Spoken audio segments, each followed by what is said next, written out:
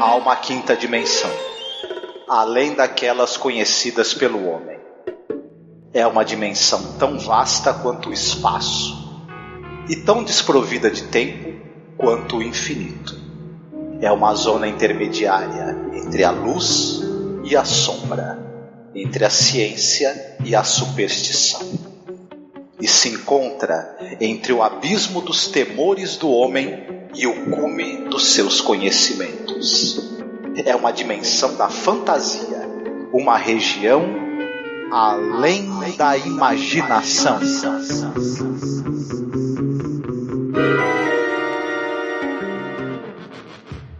I've got some questions for the bonus features of Dorian Goes to College HBCU edition. This is not safe. Tell me, Mrs. Harrison, you ever wonder if not seeing the rest of our family might have affected how I grew up as a black man in America? Shit. Just like we always talk about, no attitude, just be respectful.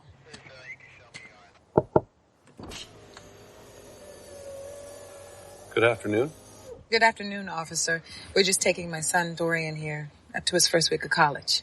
Up at the black school here? Tennyson. Yes, sir. Okay. Any weapons in the vehicle? We're just going to college. Your mother conveyed that.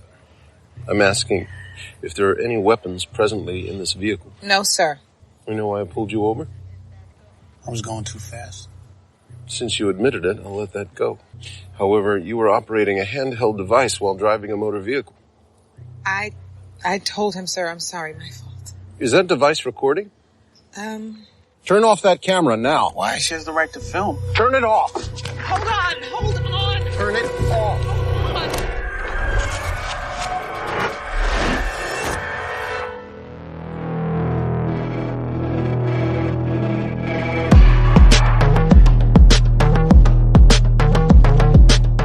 Olá, ouvinte, seja bem-vindo à nossa nova Zona do Crepúsculo.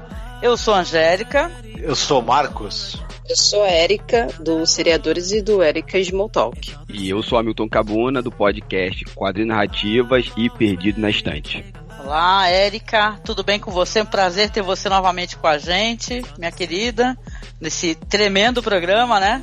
Tudo bem, muito obrigada pelo convite, por ter lembrado de mim quando viu o episódio. Fiquei bem feliz, porque eu gostei bastante do episódio.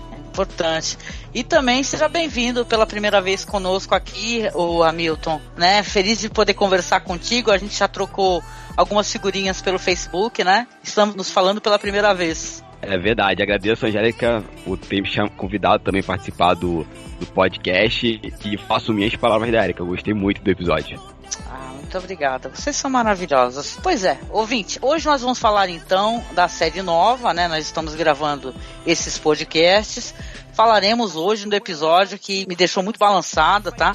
Que é o terceiro episódio, que se chama Replay, tá? Que é um episódio que tem algumas inspirações da série clássica, mas tem ali uma outra roupagem, tratamento muito interessante de um tema que eu diria até urgente, né? Um tema muito importante e urgente. Roteiro ali trabalhado por um roteirista que eu não conhecia, né? Que é o Selwyn Seifo Hintz. Não conhecia o roteirista, mas ele trabalhou nesse roteiro e deu toda uma roupagem importantíssima. Avisando, isso é importante, que nós falaremos com spoilers, tá? Então é fundamental que você já tenha assistido o episódio. Caso você não tenha assistido, dá um pulo no nosso grupo lá no Facebook, que é Fãs de Além da Imaginação, que a gente disponibilizou para o pessoal poder assistir, né? Poder conversar, ouvir o podcast. E aí, Érica, a gente tem alguma coisa assim inicialmente pra gente começar a abordar? Na verdade são poucas coisas e assim, uma curiosidade mais pra mim. Eu não sei, eu achei muito divertido, porque quando eu vi a mãe do episódio, é Nina, né? É Nina, eu acho o nome dela. Eu fiquei assim, nossa, eu conheço ela de algum lugar, e aí eu fui procurar, ela foi a mocinha de Alien vs Predador. Nossa, eu fiquei chocadíssima. Não, e outra, né, o Marcos até que sinalizou pra mim, né, Marcos? Ela é a mãe do Blade. Sim, é Vanessa. É igual a mulher do Rei do Crime lá, do Demolidor, Vanessa. Ela era a mãe do Blade, era a única outra pessoa negra no filme do Blade. Parabéns. É verdade. E a outra curiosidadezinha, assim, que eu tenho é que eles vão num dinner que é Buzz Bee Dinner, né? Que é uma referência ao Buzz Bee Coffee, que é referente ao episódio do Nick of Time, que foi meio que a inspiração desse episódio. Eu sei que o episódio, ele tem uma inspiração, a gente pode até conversar um pouquinho brevemente sobre isso, até porque é da segunda temporada, e eu fiquei meio assim de comentar muito, porque a gente vai chegar nesse podcast, né, futuramente. Mas tem aquele A Most Unusual Camera, que é um episódio que fala de uma câmera fotográfica, como se fosse uma Polaroid, né? Que é uma caixa onde a pessoa consegue fotografar o futuro, né? E é um episódio que ele tem uma outra temática, nossa, uma outra pegada. São dois bandidos, depois aparece mais um cara que também vai ser uns golpistas, né? Que eles roubam ali um antiquário e acabam tendo acesso a essa câmera. Sabe, é um episódio que tem até uma vibe meio humorística, inclusive, né?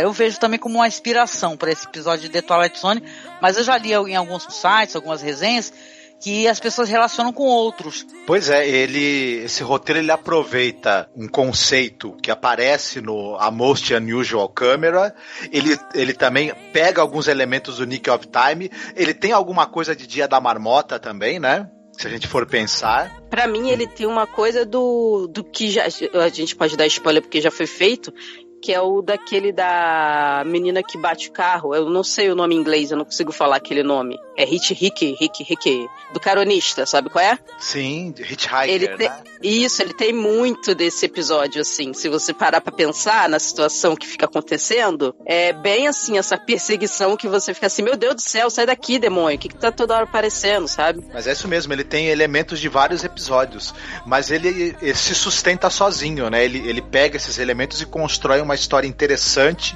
que ela caminha com as próprias pernas também, né? E que ao mesmo tempo você não precisa ver os outros, né? Eu achei isso bem legal.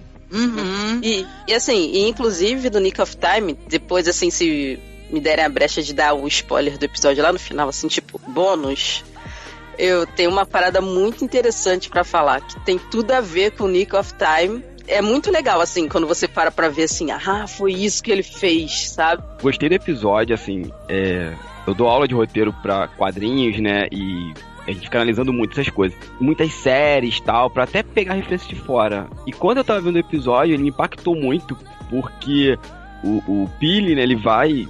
A equipe toda do episódio, eles vão brincar com alguns... Não seria clichês, né, mas coisas que nós...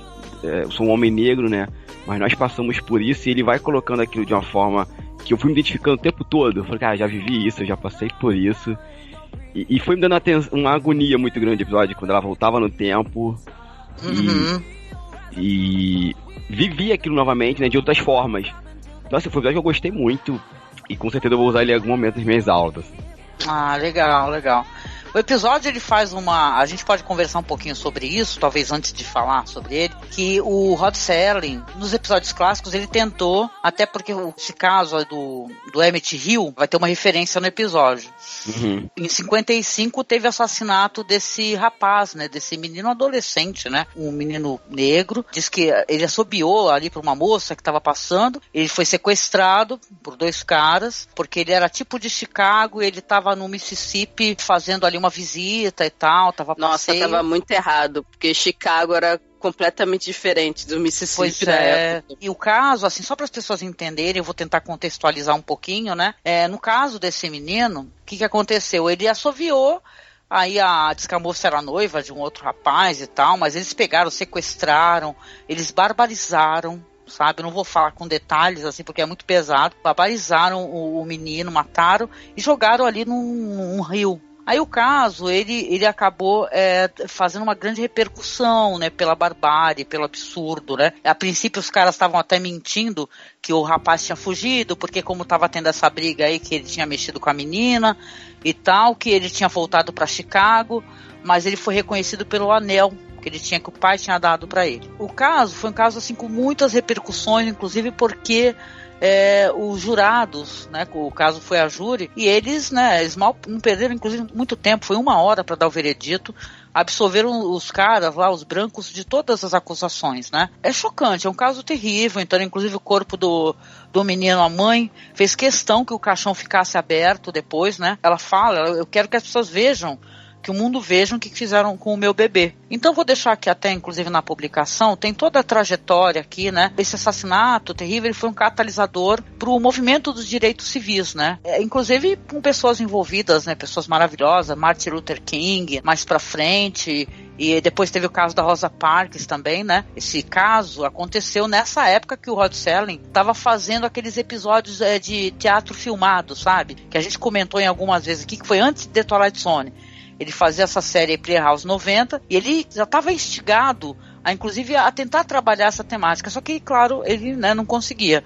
Em The Twilight Zone ele tentou fazer o episódio, também foi barrado ali pela CBS, imagina, né, com patrocinadores, né, e o pessoal não estava permitindo de jeito nenhum. Ele chegou a fazer um episódio, só que ele trocou e colocou um caso totalmente diferente, não tem nada a ver, foi obrigado a botar tipo um hispânico, né, colocou outra história totalmente diferente, e não conseguiu trazer essa história pro roteiro dele. O Serling sempre teve esse negócio de abordar essas fábulas morais, né, e tal. Tipo, os monstros estão na rua Maple. A gente comentou um pouquinho sobre a The Big Wish, né? Quer dizer que o Serling sempre, se você vai ver em vários episódios, ele vai tratar de algumas questões de maneira, às vezes, meio não tão clara, mas ele nunca conseguiu trazer à baila, né? Precisou o Jordan Peele, 2019, fazer um episódio como esse, né, que eu vou falar pra vocês que é um episódio que é impossível a pessoa assistir um episódio como esse e a pessoa não, não empatizar, a pessoa não querer fazer desse episódio uma discussão, porque ele é realmente, eu vejo, né, talvez é lugar de fala com toda certeza aqui, enquanto uma mulher branca, mas eu vejo como um episódio muito importante de ser debatido. E sinto tristeza, como não tá tendo aqui no Brasil, né, não tem esse canal de streaming, esse CBS All Access, né, então muita gente não tá nem conseguindo acessar, sabe, e tal, né, não tá sendo muito difundido, né. Os 2 primeiros episódios, quando eu assisti, interessantes e tudo, eu não achei necessariamente melhores do que os episódios nos quais eles são inspirados, né? Tudo bem que o segundo é inspirado diretamente no episódio que tem o William Shatner, e o primeiro pega elementos de várias coisas ali, não é inspirado em um episódio específico, mas eu não achei eles melhores necessariamente do que a série original. Já esse episódio, comparando com os episódios com os quais ele se inspirou, eu acho que ele, de um ou outro, inclusive, eu achei ele superior, por uma série de motivos que a gente vai discutir mais pra frente aqui. Foi uma grata surpresa, assim. Eu achei um episódio muito bem construído, muito bem dirigido, e que ele pega e ele vai por um outro caminho, muito mais pungente, urgente e necessário nos dias de hoje, pegando elementos fantásticos ali que a série apresentava. Pra mim, isso foi ali a cereja do bolo do negócio, inclusive. Eu gostei de alguns elementos do primeiro, do segundo episódio, mas o terceiro eu acho que foi uma porrada, assim, uma porrada mesmo de punho fechado, né? Principalmente no país que a gente está vivendo, com a política, com tudo que está acontecendo, cara. Tem falas ali que são falas emblemáticas, né, no episódio, assim mesmo, de verdade.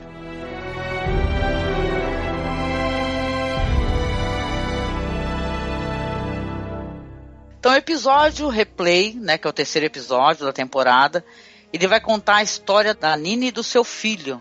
A Nina é interpretada ali pela Sanaa Lathan e o Dorian pelo Denson Idris. Ela tá levando o filho dela para o primeiro dia ali na universidade, né? Ela é uma advogada e eles resolvem parar ali num restaurantezinho ali de beira de estrada, né, e tal, para poder comer alguma coisa antes de se dirigir lá para a faculdade. Ela vai filmando o filho, ela tem uma filmadora antiga, né, ela começa até inclusive brincar, né, com ele, fala assim, fala aí, eu tô fazendo um documentário, esse é o bonus track sobre o Dorian, o primeiro dia na faculdade, brinca com ele, quer estudar cinema, nisso eu achei interessante, que parece que se mistura um pouco com a história do próprio Jordan Peele, de certa maneira, né, aí eles estão brincando e conversando, onde então vai entrar um policial, né, um cara enorme, interpretado ali pelo Glenn Fletcher, que faz o oficial Lasky. E o cara, ele vai lá, cumprimenta a mulher negra, que está do outro lado do balcão, né? O que vai ser hoje, né, e tal. E ele está ali, você vê que ele está observando ali, né, os dois, né, a mãe e o filho. Hoje eu tô com vontade de comer, sei lá, filé de frango frito. Pra mim isso daí é uma dica, tá? Porque isso aí tem uma coisa racial nessa questão do branco entender o negro como alguém que consome frango frito. Mas deixamos mais pra adiante. Tem um momento, inclusive, que a mãe tá filmando, eles estão conversando e tal, sobre Pantera Negra. Ela fala que conhece, sim, Pantera Negra e tal, que o menino tá brincando. O que você entende de diretores, né? Ela fala assim que ele vai ser o próximo Ryan Coogler, né? O caso é que a Nina tá lá filmando, o menino se suja e ele vê que ela tá filmando. Pô, para de me filmar, mãe. Pô, volta isso daí, não vou querer isso daí gravado, senão vai parar no Facebook. E ela aperta o botão de rewind, né? Quando ela aperta, o tempo volta, ela percebe que ele tá de novo mexendo naquele negócio de ketchup e fala, pare, né, e tal, né. Ela percebe que algo estranho aconteceu, só que ela não compreende, ainda que é o tempo que voltando, né, quando ela aperta o rewind dessa câmera. Eles vão embora, vão pra estrada, caso que eles vão separados por esse policial, né, mais pra frente. Fica claro ali pra gente, com o espectador, que ele tá parando os dois por coisas insignificantes, sabe. Tudo bem que, aparentemente, nesse momento ele percebeu, ele tava com a câmera, que ele tinha tirado a câmera da mão da mãe, foi brincar com ela enquanto estava dirigindo, né? Tava correndo um pouco mais do que deveria. Eles conversam com ele de maneira educada, mas ele é um cara, assim, super agressivo. Ele fala, inclusive... Ela fala, poxa, eu estou levando meu filho lá para a faculdade, né? Aí ele fala, é aquela escola de negros, né? Então você já vê exatamente que tipo de pessoa que ele é. Nessa primeira vez que eles são parados, já tem uma contenda, porque ele percebe que está sendo filmado e tenta pegar a câmera à força, ela se desespera, depois volta para um ponto anterior na mesma estrada, ela é parada novamente, só que ela começa a achar que está passando mal, se desespera, pede para o filho parar o carro, o policial novamente está lá atrás, não é mais essa demanda, né, que ele tá de olho, no entanto é outra, ele fala uma outra coisa insignificante, ele fala que, você estacionou de uma maneira muito incorreta, o menino tá vendo que a mãe tá passando mal, e cara, o lance é, esse policial, a gente pode até desenvolver isso mais pra frente, pra não ficar muito longa também a minha sinopse, ele vai parar os dois, mãe e filho, várias e várias e várias vezes. Ele é um perseguidor, né, um cara visivelmente racista. Então ele vai, não importa que seja, se é porque eles têm um carro em boas condições, se ele apenas... Tem um momento que ele inclusive segue os dois até um hotel. Então é uma história aonde vai se falar sobre isso. Basicamente um policial racista, né, de uma sociedade também racista, né, e depois vamos falar um pouco também sobre questões de empoderamento negro, né. Nesse início de episódio, depois que eu parei pra pensar assim, não na hora eu tava preocupada em prestar atenção e tal, mas eu fiquei também pensando assim numas referências que ela fica fazendo o tempo todo a Matrix, né? Uhum. E tem tudo a ver com Matrix também, porque tem essa coisa que ela até tem um momento que ela é parada e ela tenta explicar pro filho o que tá acontecendo, ela fala, cara, parece que eu tô na Matrix, tem um erro na Matrix, tem um problema, alguma Sim. coisa tá dando erro. E ela quer pôr o nome da filha da neta de Trinity, então ela tem uma Sim. fixação assim por Matrix. E assim, parece que tem... isso já dá pra gente uma camada, já diz que assim, tem um mundo e tem um mundo que ela não sabe. E quando começam as repetições, a gente percebe que, na verdade, ela um dia saiu da Matrix e ela achou que estava liberta da situação que ela vivia, porque tem um outro plot, que é a questão de que o menino entra em contato com um tio, que ela não vê há muito tempo, e ela não quer encontrar o irmão, e o garoto já tinha encaminhado o GPS dele, que o destino dele passava por ir na casa desse tio. Uhum. E ela fala, não vamos direto para a faculdade, eu não quero ir lá, não quero voltar lá, que foi a casa onde ela nasceu. Então, meio que eu sinto que tem uma coisa em torno dessa questão do negro, daquela situação ali, daquela área que sofre muito racismo. Ela conseguiu sair dali, ela virou advogada, ela ficou bem de vida, você vê pela roupa que ela usa, o carro que ela tem, por estar conseguindo colocar o filho na faculdade. Então, ao mesmo tempo que ela acha que saiu da Matrix, que era o negro não ter oportunidade, ela entrou em outra sem querer, que foi assim, eu acho que eu posso tudo. Por isso que ela, no início, fica tão assustada com o ataque do policial, porque ela não está acostumada. Você percebe que ela não está acostumada àquela situação, ela acha aquilo uma coisa, e o filho também. Apesar dela falar assim, eu ensinei a você, não reaja, tal, é uma coisa que você vê que é mais urbana. Ali parece que é um lugar, tanto que a cidade é fictícia, né? Esse nome não existe. Parece que é um lugar no sul dos Estados Unidos bem racista mesmo, sabe? Sim. Então, ela meio que se afastou de lá com medo de ficar presa naquele mundo, mas na verdade ela entrou na Matrix desse mundo moderno, que parece que aceita todo mundo, que negro não pode ser advogado, mas na verdade ela tá na Matrix. O mundo real é aquele ali, onde os negros são caçados. Sim. Então eu gostei dessa coisa. E se você reparar também, durante o episódio, vão dando erros na Matrix, assim, entre aspas. Por exemplo, na hora que o menino aperta o ketchup e cai na roupa dele, é exatamente onde ele vai tomar o tiro. Nossa, é verdade. Exatamente. Então tem várias coisas que vão acontecendo que já vão te contando mais ou menos o que vai acontecer. Tanto que o diabinho lá do Nick in the Time tá lá, parado, né? Você vê ele num canto. Sim, sim. Então, é um easter egg, isso né? é um easter egg, mas que no final, se eu puder revelar esse misterinho aí, eu vou revelar o porquê que ele tá ali e porquê que tem tudo a ver com o episódio. Mas assim, tem vários momentos que acontecem na história que você fica assim, achando que não foi nada, mas na verdade é tipo um erro na Matrix que está dando a dica de que isso vai dar errado. Isso vai dar errado, sabe? O filho dela fala isso no hotel, acho que é na 3ª ou 4ª viagem dela no tempo, quando eles chamam da loteria, e ele fala assim, não, tudo que acontece tem que acontecer. Quando o Big Bang explodiu, as coisas estão andando, a gente não pode mudar nada. Ela, nossa, coisa triste, não é? Eu falei, gente, olha que dica interessante do episódio, assim. Eu vi 2 vezes, né? Eu vi a primeira vez como fã, depois a segunda vez fui anotando algumas coisinhas e tal. E é bem legal que o episódio tem o episódio todo tem um tom meio fatalista, em vários pequenos detalhes, assim. Quando começa a série, o que me chama a atenção é que eles pegam um ator pra fazer o policial meio bonachão, sabe? Ele não tem aquela cara do um policial malvado, ele é gordinho. Nossa, eu achei ele totalmente estereótipo do policial racista, comedor de frango, que fica todo sujo vendo futebol americano. Eu achei ele bem escroto, eu achei o estereótipo muito horrível. Eu olhei pra ele, quando ele entrou no primeiro minuto, sabia, esse cara vai dar problema. Não, a gente sabe, eu também identifiquei isso porque a série faz questão de e isso é bem interessante, de desumanizá-lo quando foca na arma. Ele entra quando você só fica vendo a arma chegando, né? Você não vê uma pessoa chegando, você vê uma peça do sistema que vai te sacanear no futuro, assim, que é feito pra matar.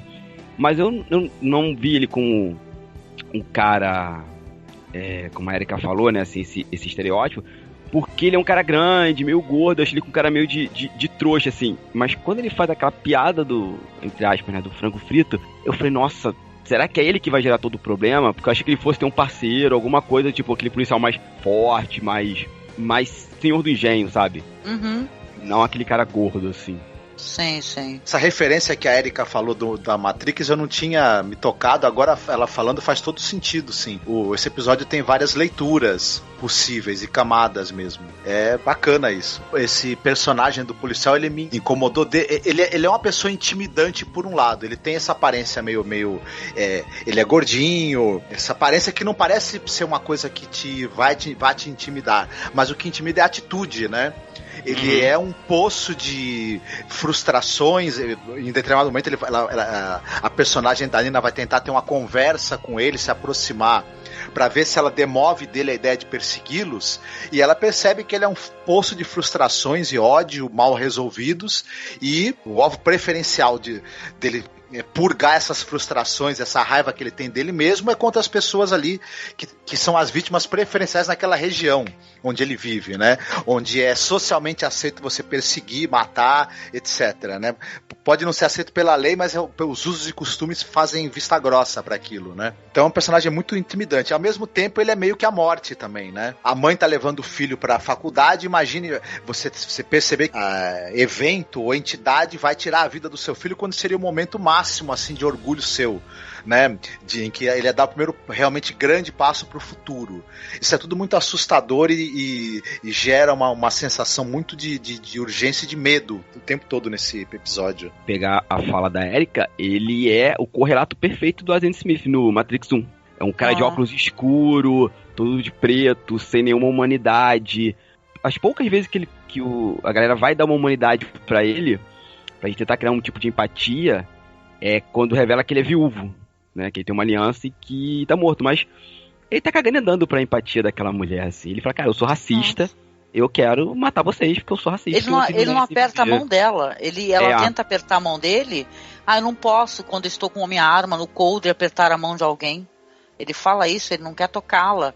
Gente, eu vi algumas coisas assim, eu queria até compartilhar as minhas impressões com vocês, né? Esse episódio ele é tão cheio de detalhes, assim, que realmente eu fiz a revisão, assim, assisti umas 2, 3 vezes, né? Até por causa das legendas, né? Quando ele chega no diner lá, que a Erika chama restaurante, o cara está sendo servido por uma mulher negra. Ele pensa, esse personagem, isso é socialmente aceitável para ele. É uma mulher negra, que ele está sendo simpático, né? Porque é alguém que está ali trabalhando, né? Para ele, né? Tá fazendo alguma coisa. É simpático com ela.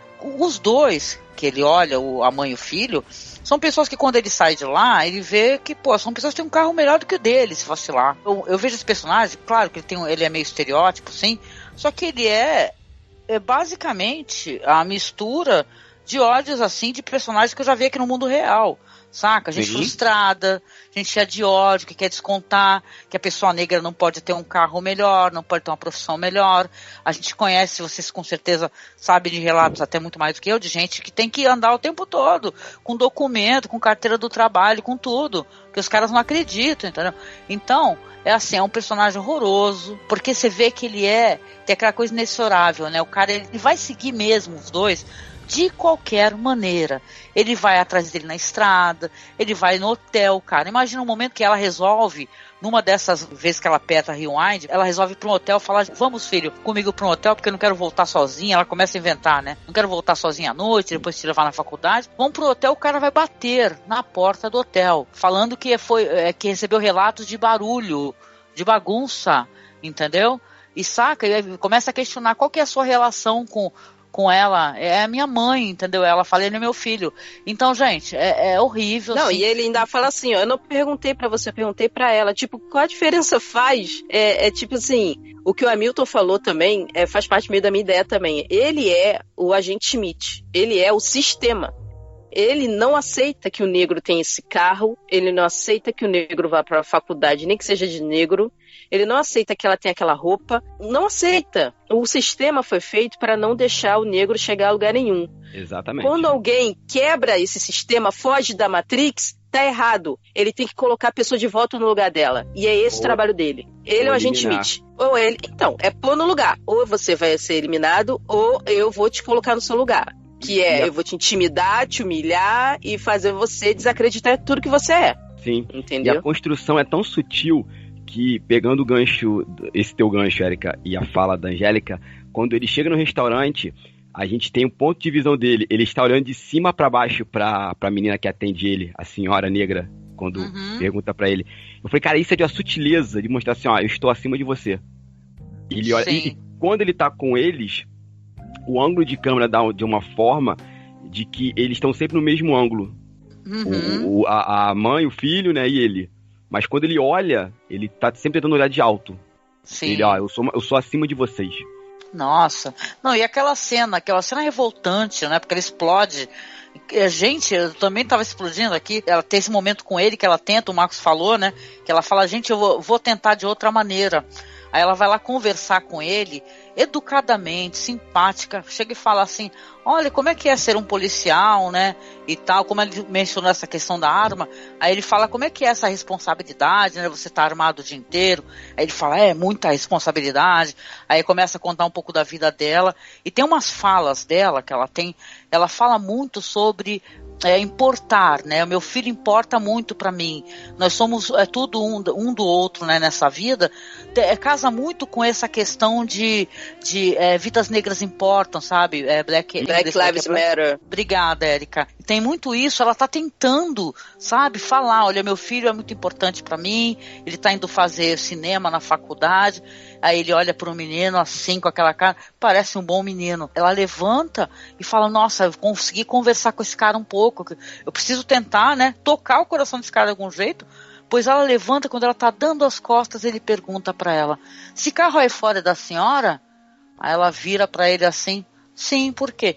É um belo carro, hein?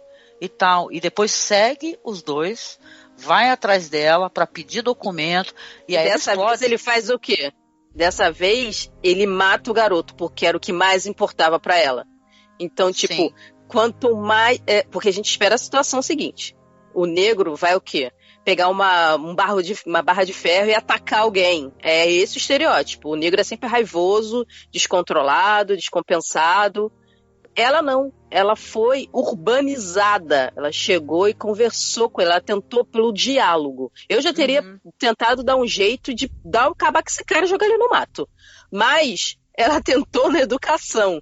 E aí, quanto mais ela ficou frisando o que era mais precioso para ela, primeiro ele focava muito no carro, porque era uma coisa de valor, era muito precioso, ele achava precioso. Quando ela foca no filho, ele fica com isso na cabeça. Por mais que seja sem querer que ele faça isso, o garoto tá o tempo todo avisando: eu vou pegar aqui o meu celular para mostrar para você o documento. Eu vou pegar aqui. Ele não quer saber. Ele vai e atira no peito do cara. Tipo, parece que é uma coisa proposital, sabe? Por mais que soe sem querer, na história pode ser sem querer, mas tem toda essa coisa de a gente já ter visto que ele se sujou no mesmo lugar e dele ser sempre pontual, ele sempre ir no que mais importa. E antes ele estava frisando muito no carro, esse carro aí, esse carro aí, esse carro aí. A partir do momento que ela frisa que ele é muito importante, toda vez que dá uma confusão, ele ataca o filho. Ele ataca o filho, ele ataca o filho, ele ataca o filho. Na faculdade, sim, não, entendeu? Ele quer acabar com os sonhos, né, deles. Ele acha errado isso, né? Ela fala: o moleque vai fazer faculdade, o moleque tá começando uma nova fase da vida dele, né? Pô, e aquela cena, aquilo foi muito emblemático pra mim, gente. Ela gritando, né? Porque ela se descontrola, porque quem em sã consciência vai conseguir, né, se manter impassível, né? Percebendo que tu não tem como fugir de uma situação. Ela fala: por que esse carro não pode ser meu? Por que esse carro não pode ser meu? Ela começa a gritar. Porque é um absurdo, gente. Porque parece que sabe, naquele momento, né, são todos, né, as pessoas perguntando: por que eu não posso ter coisas boas, né? Então, por que a sociedade não aceita isso? Então, sabe, é contundente mesmo. Porque o sistema não foi feito para isso. O sistema não foi feito para você ter esse carro. Se você, um negro, tem um carro desse, só pode ser roubado. Entendeu? Você, primeira coisa, a primeira vez que ele para eles, é uma senhora e um garoto. Ela fala: tô levando ele pra faculdade, vocês têm uma arma no carro? Por que alguém ia perguntar isso? É ridículo. Não tem sentido nenhum. É só porque eles são negros, sabe? Ele faz, toda vez que ele para mostrando um estereótipo de motivo pelo qual algum negro foi parado algum dia e acabou sendo morto ou assassinado nos Estados Unidos. Se você jogar no Google, parado, pegou o celular e tomou um tiro, vai ter. Parado e foi perguntado se tinha uma arma, foi falar que não tinha, foi pegar o documento do carro e tomou um tiro. Você vai achar uma morte negra para cada situação que foi apontada nesse episódio, eu aposto. Sim, com toda certeza. São coisas que acontecem direto nos Estados Unidos e aqui no Brasil acontece às vezes pior, porque aqui se eu sumir, sumiu, porque ninguém vai atrás mesmo, entendeu? Porque aqui é terra sem lei. Eu sou professor, sou um homem negro, tenho faculdade, tô fazendo mestrado agora. Eu já vi isso, num evento uma vez, eu tava lá parado com a roupa do coletivo que eu faço parte, coletivo de quadrinhos, a Capa Comics. Uma moça chegou pra mim e perguntou se eu era da faxina. Onde é que eu jogo esse lixo aqui? Eu falei: eu tenho uma mínima ideia. Você não trabalha aqui não?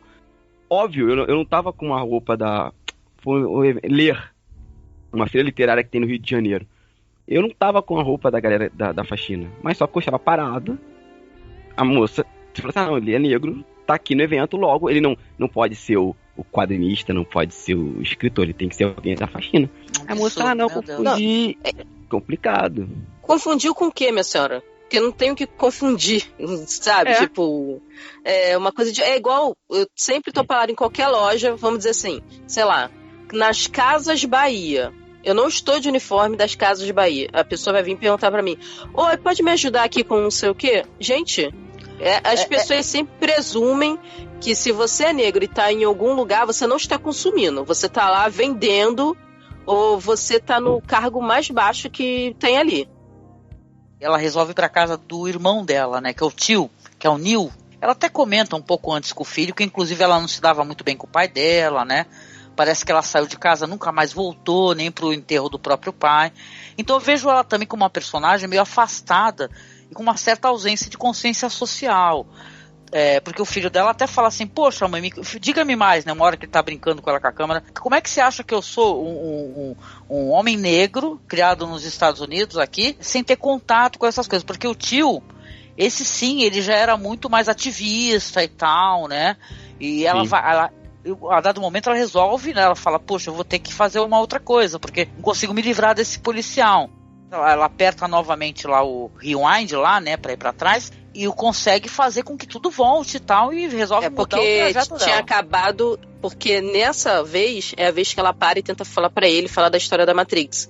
Sim. Porque o filho tinha morrido, e aí ela não aguenta, ela para porque ela tá chorando e ela não aguenta. Tipo assim, ele tinha acabado de morrer, ela conseguiu trazer ele de volta, porque quando ele toma o tiro, a câmera cai no chão, então ela acha que a câmera quebrou, tipo assim, aí tem todo esse drama, mas ela consegue trazer de volta, então ela fica desesperada, tipo, e aí ela fala, o que eu tenho que fazer de diferente, o que eu tô fazendo errado, e aí o garoto aperta e fala, o meu destino é esse aqui que eu tinha marcado, o tio, sim, que eu tinha que passar na casa do meu tio.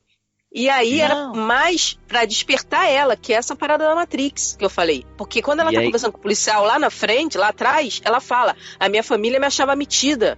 Me achava o quê? Aquela que fugiu, quis meio que se branquear, entre aspas. Tipo, viveu uma vida rica, não sei o que, ela conseguiu dar sorte, correu atrás, se deu bem, e aí ela assumiu uma postura que ela esqueceu completamente como era a realidade. Ela achou que a Matrix era a realidade, o que ela não vive não é. Alienada, né? Ela estava alienada dela ter, sabe, uma consciência da importância de que é lutar, né, e tal. Que ela saiu da Matrix, que é a Matrix da violência, mas na verdade ela criou uma ilusão de cor-de-rosa pra ela, e a verdade tá lá, tanto que o irmão dela tinha uma placa lá, Black Lives Matter na casa dele. Isso. Eu acho que ela vai pra casa do irmão depois da morte do filho. E é muito engraçado, que me lembrou muito as histórias orais dos povos africanos, onde o tempo não é como o nosso, né? A gente tem essa ilusão de que o tempo ele é um rio contínuo que vai desembocar no futuro. E o mundo africano, a gente tá falando dos tempos antigos, não. O tempo era uma coisa muito fluida, ele podia ir e voltar a qualquer momento. E que você tinha que aprender alguma coisa com isso, assim. E quando ela resolve voltar para as raízes dela, me lembrou...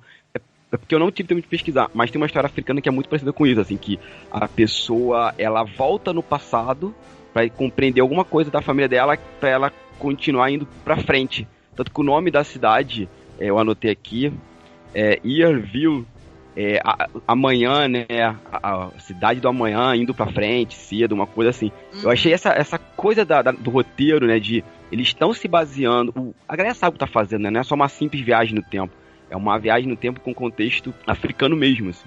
Tanto que quando ela chega e ela fala pro irmão o que tá acontecendo, ele aceita de cara. Ele não tem fala dúvida. Assim, o nosso pai falava sobre isso. Nós somos um só. As nossas raízes mostram que a gente tem uma ligação ancestral muito forte e que leva a gente a ter essas coisas. Então, ele acredita de cara nela, dizendo que ele estava magoado com ela, claramente. Ele fala, você não voltou nem pelo nosso pai gostava muito de você, mas ao mesmo tempo ele meio que fala, ele sabia tudo que ia acontecer com você, mesmo você não estando aqui. Então, é meio que assim, a mágica é da câmera, mas ao mesmo tempo também a família tem toda uma magia que quando ela tentou sair daquilo ali, que um outro irmão morreu, né, também lá assassinado, quando ela tentou fugir, ela acabou perdendo esse contato. Sim. Entendeu? Então, aí ela pede essa ajuda pra ele, né, pro irmão, o irmão aceita de plano e o irmão tem toda uma pesquisa porque ele tá pegando histórias de vivências negras na região. E ele tem um mapa sobre a localidade e eles tinham a mania de cortar caminho porque aparentemente tinha um guarda que ficava tomando conta das ruas quando eles eram pequenos e eles tinham que fugir desse cara para poder ir em vários lugares, tipo, para olhar a universidade, sabe? Então ele já tinha meio que um semiplano. E aí, é meio que, pra mim, parece que ele vai mostrando como o negro, para conseguir chegar numa faculdade, precisa cortar por caminhos inesperados e hiper difíceis e muito mais complexos do que um branco. Então, o sistema sempre contra você, te perseguindo pra você chegar ali. pra você não conseguir chegar. E aí quando ele finalmente sai lá na boca do túnel e consegue chegar perto, o sistema já tá lá pra te embarrear por algum outro motivo. E aí é a hora que, tipo, vem uma coisa que eu acho muito legal, que também rima um pouco com a história, porque o garoto gosta muito de ouvir hip hop, né? Rap e tal.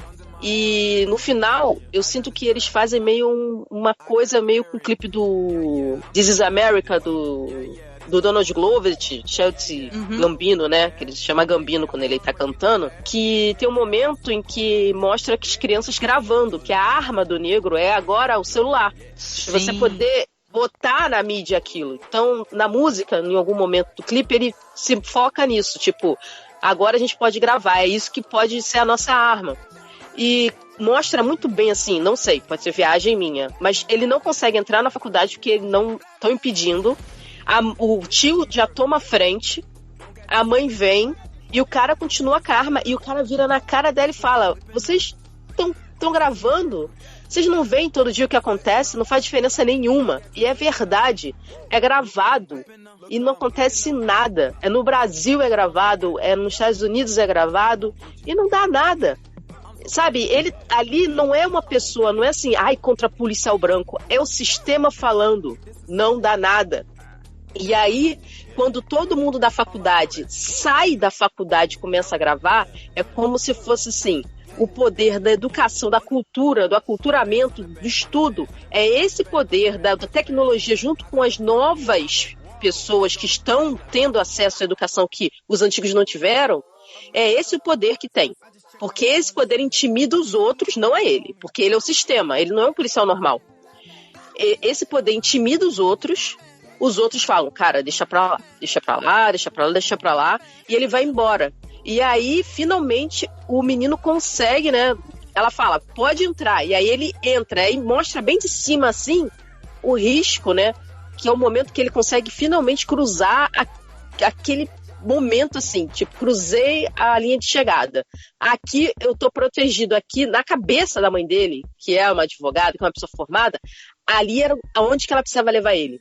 Porque a partir dali ele ia estar protegido, sabe? Porque ele conseguiu chegar no momento da iluminação dele, sabe? Então muito emblemático, sabe, isso. Tem outra coisa também, Erika, que eu tava analisando, que assim, quando o tio toma frente, eu vi de outra forma. É o contexto simbólico da união. Porque até aquele momento, a comunidade negra ela é separada. É necessário que o tio dele tome a frente, ela toma a postura também, ela fala assim, ó, não vou mais ter medo, não vou mais voltar no tempo, vou continuar gravando, vai ser daqui pra frente agora. E naquele momento que todo mundo, a comunidade negra, resolve tirar a câmera, eles começam a se unir. Porque até então ele tava encarando um ou dois, o policial, né, o sistema. Mas quando todo mundo ali tava ao redor filmando, me deu aquela sensação de coletividade, de memória única, tipo, ó, nós, somos nós por nós, contra o sistema.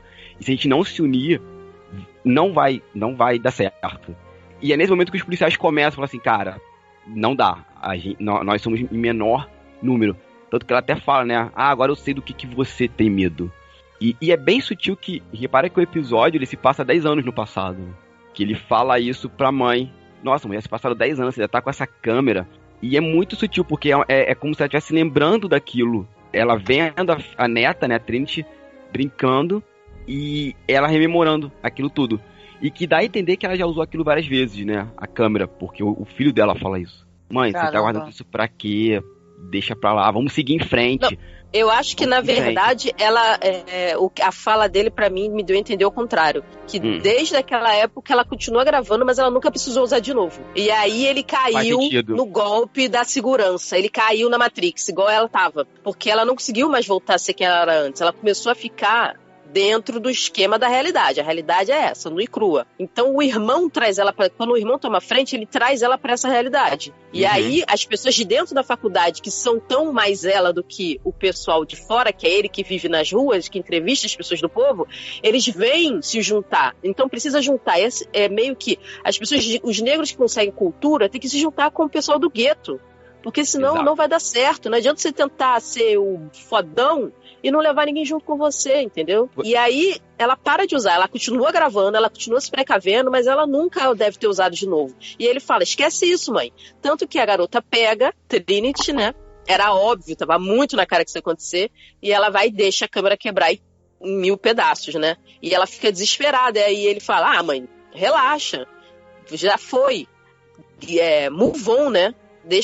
Aceita, vamos seguir em frente.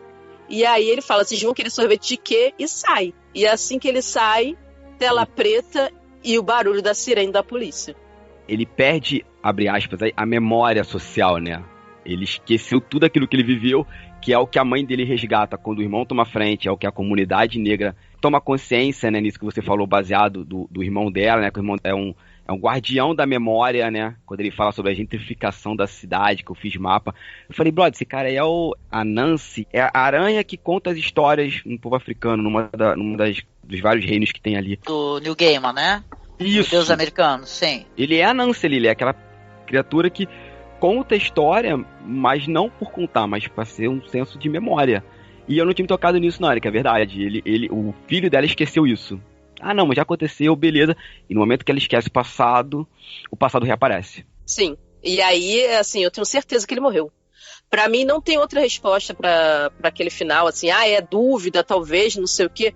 Pode não ter sido o mesmo cara, com certeza não foi. Mas eu tenho certeza que ele foi parado, aconteceu alguma coisa, e por ele ter esquecido assim, tudo que ele passou, ele foi arredio, né? Que a gente não pode reagir, né? A gente tem que aceitar. E ele deve ter morrido, entendeu? E ficou ela e a garota, a Trinity, né? Uhum. Então, é muito emblemático. E aí é que eu queria depois, se puder falar, que é um spoiler de um episódio que ainda não teve, que é o do Nick and the Time, porque que ele tem a ver... Você quer falar já? Isso.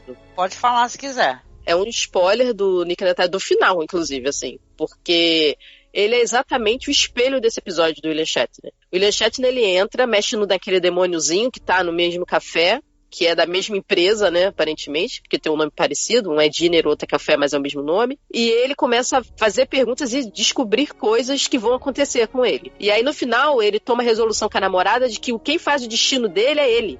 Ele não vai ficar preso naquilo. E aí eles conseguem sair, e aí entra um outro pessoal e começa a mexer no diabinho. O Nick and the Time, basicamente, o final é esse. Com o negro, é diferente. Ele não pode escolher o destino dele. O destino dele está traçado. As dificuldades vão ser aquelas sempre. Então ele vai escolher até determinado momento. Quando o sistema não quiser mais, acabou. Então você não pode levantar e falar, eu sei, eu consigo vencer porque eu decido o meu destino. Não, o seu destino está traçado. Você vai ter que desviar dele de algum jeito. Você vai ter que dar os seus pulos, você vai ter que correr pelas ruas mais insólitas para conseguir chegar na faculdade pelos bueiros, pelos esgotos, porque o seu destino está traçado pelo sistema. Então você não vai conseguir, sabe? É o inverso do episódio. Eu fiquei muito assim, tipo, cara, o branco tem esse poder, né? Virar e falar, eu decido meu destino. Eu não posso falar, eu decido meu destino, porque eu sendo negra, eu não vou ser contratada, eu sendo mulher, eu não vou ser contratada porque é engravido, e eu nem vou engravidar, nem tenho interesse, mas ninguém quer saber. Sabe, as dificuldades que o negro, a pessoa que é minoria passa, não é ela decidir fazer. Ela não vai fazer se o sistema não deixar. E é engraçado, Erika, que volta no que ele fala no hotel. Quando o Big Ben explodiu, tudo já foi determinado. E o destino dele, talvez, tivesse sido diferente se ela tivesse voltado no enterro do pai. Porque teria tido uma visão, uma noção diferente, uma memória diferente. Porque isso tudo serve para mostrar ela, a morte dele serviu para mostrar ela que ela precisava mudar. E aí, ela mudou, só que o que acontece? Ele não teve essa capacidade, ele se perdeu. Então, ela precisava desse ciclo da morte se fechar para poder fazer a transformação completa dela. Então, agora, a oportunidade que ela tem é com a neta. A Trinity que vai ter que sair da Matrix agora. Então, é bem louco, assim, pensar esse negócio.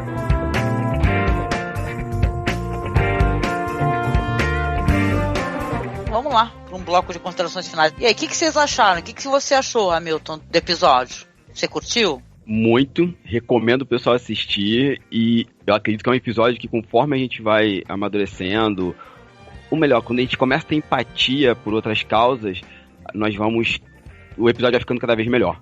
Eu recomendo muito, é um episódio muito, muito bom, e vou cada vez mais seguir o Pili de perto, assim. Eu já tinha ganhado meu coração com Korra, e agora me levou pra altar de vez. Você assistiu Us, não, né? Chegou a ver? Ainda não. Não, ainda não. Ah, quero muito, gente. Também não vi. Ah, legal saber que você curtiu, meu amigo. E você, Érica? Você aprovou o episódio? Foi um terceiro episódio interessante? Eu achei que foi o melhor episódio, apesar de ter a nota mais baixa na MDB. Mas já era esperado a reação ser essa, mas eu acho que dos 3 que tiveram até agora foi o melhor. Eu gostei muito das atuações, assim, e é meio angustiante, assim. Eu achei o episódio muito angustiante. Eu comecei a ficar muito tensa, porque eu comecei a sentir, tipo assim, presa naquela coisa, e eu começava a tentar pensar em como ela poderia sair daquilo, e eu só conseguia pensar, mata ele, sabe? E eu ficava pensando, caraca, já pensou se ela tivesse matado ele, que merda que ia ser, sabe? Isso meio que mostra como a gente pode fazer uma loucura por causa do sistema te pressionando, sabe? Sim. Então, faz muito você pensar, faz muito você... É só você não ver o cara como um cara branco. Ele é o sistema, ele não é só um policial branco. Policial branco são os outros que chegaram depois. Não leve isso pro lado pessoal, tá? Pessoas brancas, tá? Por favor, tenta ter empatia, né? E eu gostei muito, eu super recomendo. E assim, eu queria fazer uma recomendação, por incrível que pareça. É o livro Ódio que Você Semeia, que eu super recomendo, que fala a história de uma menina que vê o amigo dela ser assassinado por um policial. Então, é um livro infanto-juvenil, assim, young adult, que fala, né? Jovem adulto. Eu não vejo um filme, o filme é bem ruim, mas o livro é muito bom.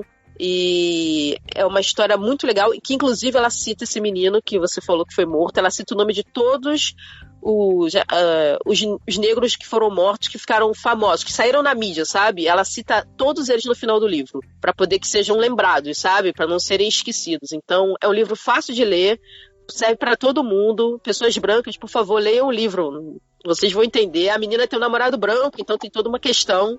Então é bem legal, assim, você vê como é capaz de ter empatia pelas pessoas, assim, lendo um livro, talvez, de uma jovem, né? Eu acho que é mais palatável, às vezes, para a pessoa entender. É isso, sim. Muito obrigada. Angélica, então, posso só fazer uma recomendação, baseada na fala da Érica? Claro, pode ser. Nós gravamos um episódio, eu, Domênica e Carissa, que ela tem um canal no YouTube sobre cinema. Ela é da Bahia, se eu não me engano. Justamente sobre esse livro, O Ódio que Você Semeia. Small Talk também tem um podcast sobre o filme e o livro. Opa, vai estar tudo linkado, gente, com certeza. Muito legal. Não conheço, tá? Quero muito ler. Muito bom, Érica, muito legal.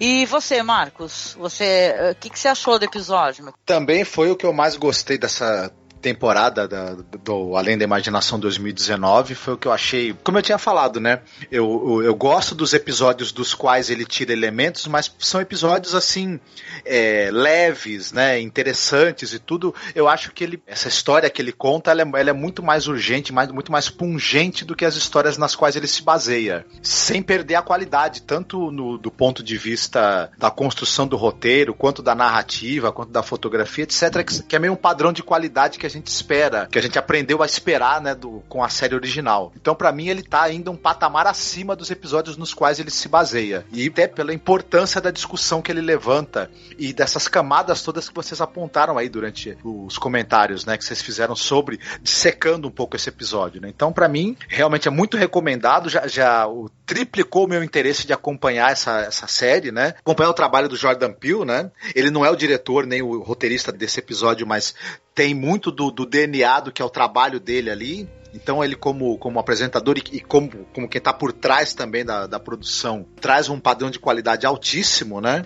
E uma seriedade muito grande nas discussões, apesar de ser uma série que tem elementos de fantasia. Então eu gostei muito, é super recomendado. Já que o pessoal está recomendando, eu vou recomendar também o livro da Carolina Maria de Jesus, O Quarto de Despejo, que, de certa maneira, trata de questões parecidas também, racismo, pobreza, de uma pessoa que encontra também um dispositivo muito interessante, uma forma muito interessante de dar um outro rumo para a própria vida, né?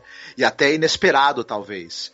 Um talento, né, uma pessoa que tem um grande talento, uma grande inteligência, mas que, como a Erika mesmo falou e o Hamilton, o sistema sempre a manteve ali presa a uma situação de vida muito difícil. E ela acabou conseguindo ter voz, né? Isso é muito interessante. Quem ainda não leu esse livro precisa muito ler e conhecer, porque é um livro muito importante, assim. Bom, gente, eu adorei o episódio. Eu esperava, já que realmente do Jordan Peele viesse um trabalho com essa qualidade, questionador dessa maneira. Pra mim foi super legal.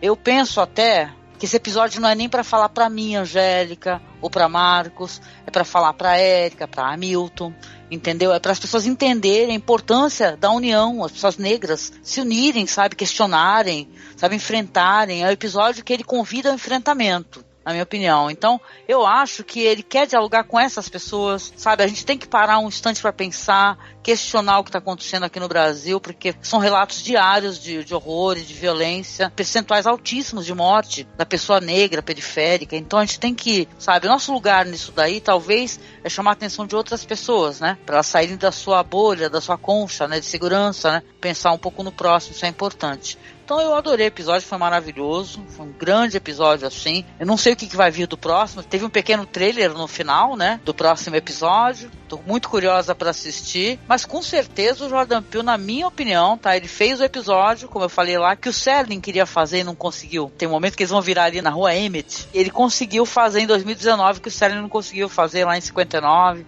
60, né, então... E chegando aqui ao final do nosso podcast, eu quero convidar primeiramente a Erika a falar sobre o seu trabalho, onde o pessoal pode encontrá-la, encontrar seu podcast. Fala para as pessoas, Erika, aí, onde elas podem te achar nessa rede. Então, eu faço parte do Seriadores Anônimos, é seriadores.com.br. Eu tô lá dando conselhos amorosos e etc. Faço um pouco de tudo, tem vários podcasts lá.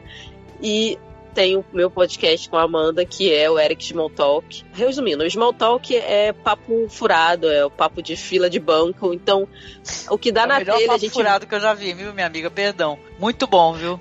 É, mas é basicamente isso. A gente vê uma coisa legal, ou vê uma coisa divertida, uma coisa muito trash, e a gente faz um podcast sobre, e fala 2 horas sobre uma coisa nada a ver, mas normalmente as pessoas gostam, fica divertido. Tamo aí, ó, com filmes novos do Rock Soraya, prometendo muito aí. É isso. Basicamente, se vocês quiserem rir um pouco sobre coisas sérias, ou até sobre coisas que não são tão sérias, tá lá o Eric Small Talk. Em todas as redes é @Erica e Small Talk, tudo junto. E o meu arroba é @bin_Erica no Twitter e bin_Erica com K no Instagram. Ah, legal, Obrigada. Legal. Imagina, eu que agradeço demais a tua colaboração, minha amiga. Obrigada. E também convidando o nosso amigo Hamilton aqui, que pela primeira vez veio visitar a nossa casa, falar um pouquinho sobre The Twilight Zone. Espero que é a primeira vez de muitas, viu, Hamilton? Seja convidado a próximos episódios. Fala um pouquinho aí sobre o seu trabalho, fala os links aí pro povo poder te visitar. Bom, gente, agradeço pra caramba, adorei participar do cast, adorei o episódio. Eu cresci não, né, assim, mas eu acompanhei a série clássica lá atrás e confesso que eu não sabia dessa nova roupagem da série. Então, Angélica, Marcos, Erika, obrigado pelo convite. E, bom, eu tenho um podcast chamado O Quadrinhos Narrativas, onde eu foco na cultura pop independente nacional, quadrinhos, games, board games, e de vez em quando a gente entrevista algum pesquisador ou pesquisadora acadêmico, né, para falar sobre como anda a pesquisa sobre a cultura pop brasileira. E de vez em quando eu dou um pitaco lá no Perdido na Estante, do site Leitor Cabuloso. Meu podcast está no Mr. Play, é mrplay.com.br, e o Perdido na Estante é o podcast do Leitor Cabuloso. E eu tenho aí meu Twitter, né, que é Hamilton Cabuna, dá pra me encontrar com esse nome, a Cabuna com K é tranquilo, e eu fico mais ativo no Instagram, que é o Cabuna Hamilton. Então tô por lá aí, se quiser trocar uma ideia, falar, estão por aí. Obrigada, Hamilton, espero que você retorne, eu vou ficar aguardando aqui a seu retorno no podcast. Só convidar. Legal. E agradecer também ao Marcos, também por participar com a gente aqui. A gente veio chegando aqui ao final do nosso podcast, saindo da nossa zona do crepúsculo. Triste, cruel, né, a zona do crepúsculo.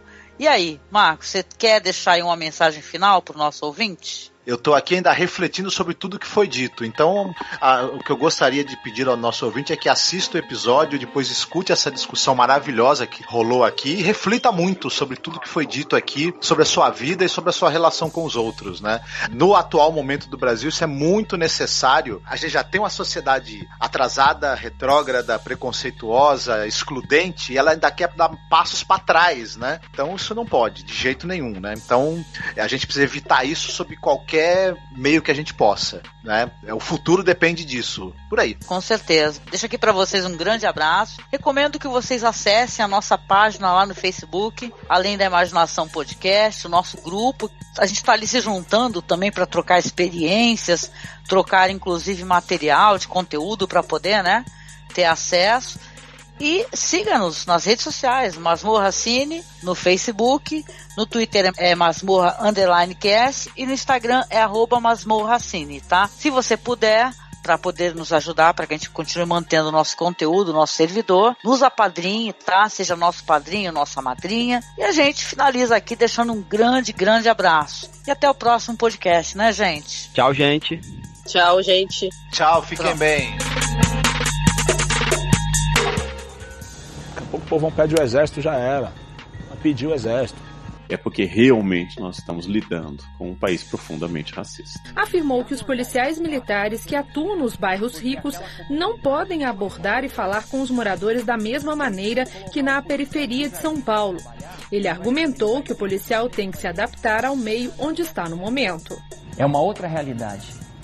São pessoas diferentes que transitam por lá. Se ele for abordar a pessoa da mesma forma que ele abordaria uma pessoa aqui nos Jardins, ele vai ter que dificuldade. Ele não vai ser respeitado. O afrodescendente mais leve lá, pesada 7 arrobas, não fazem nada. Eu acho que nem para procriadores serve mais. Já era, pô, mataram família, cara.